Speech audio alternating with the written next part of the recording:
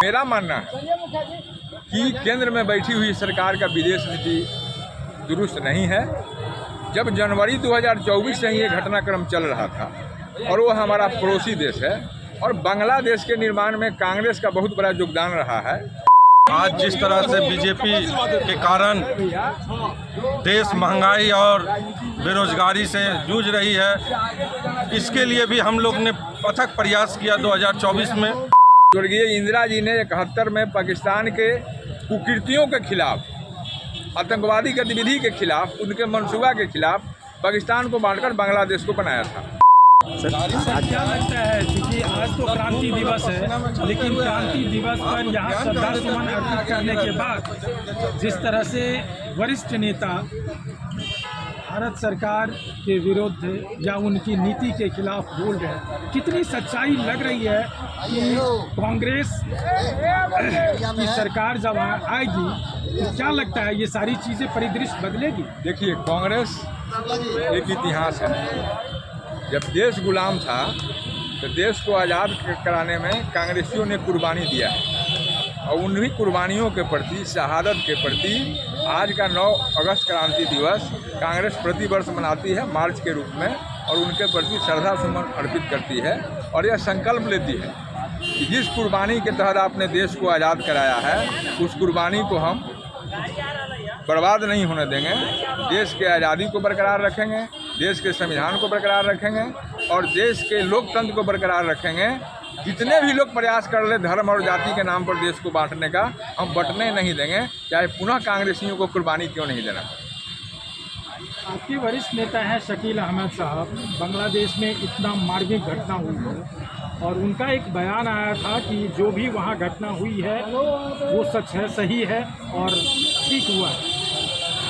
उनका क्या बयान है मैंने बयान नहीं सुना है और उनका ये व्यक्तिगत हो सकता है। मेरा मानना है कि केंद्र में बैठी हुई सरकार का विदेश नीति दुरुस्त नहीं है।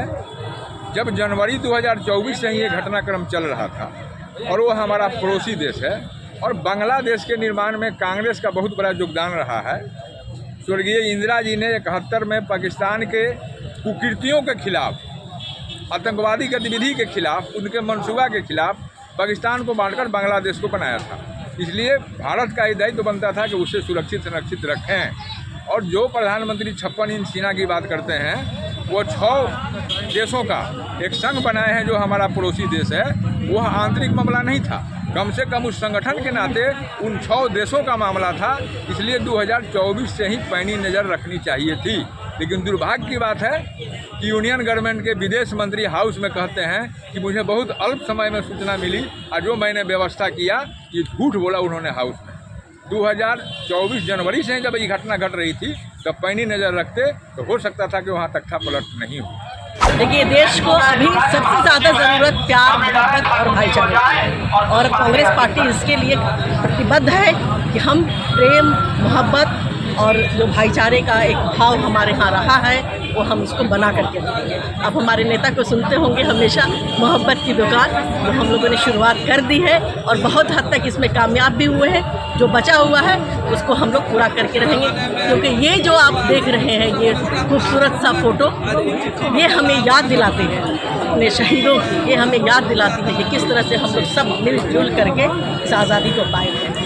इस आज़ादी का जो एक सिद्धांत है उसको बरकरार रखने के लिए कांग्रेस पार्टी प्रतिबद्ध है। आज का जो ये कार्यक्रम है सदाकत आश्रम से शहीद स्मारक तक करीब पैदल हम लोग 7 किलोमीटर पद यात्रा करते हुए शहीदों को याद करते हुए, नमन करते हुए और भारत छोड़ो आंदोलन के जो तिरंगा यात्रा है उसमें शामिल हुए और एक संदेश देना चाहते हैं। अपने पूर्वजों को याद रखना है, याद देश रहेगा तो हम लोग रहेंगे। पूर्वजों ने हम लोग को आज़ादी दिलाकर जो देश को दिया है हम लोग के हाथों में, उसको हम लोग को आगे इस तरह से अखंड एकदम एकजुट रखना है। पूरे देश को हम लोग मिलजुल के रखना है और जो फांसीवादी शक्तियां हैं उससे बचा के रखना है। अच्छा सर, अभी जो सत्तारूढ़ दल है आपके बिहार में, आपको 2025 सामने में चुनाव है विधानसभा का, उसमें कितनी मजबूती अपने संगठन को देख रहे हैं?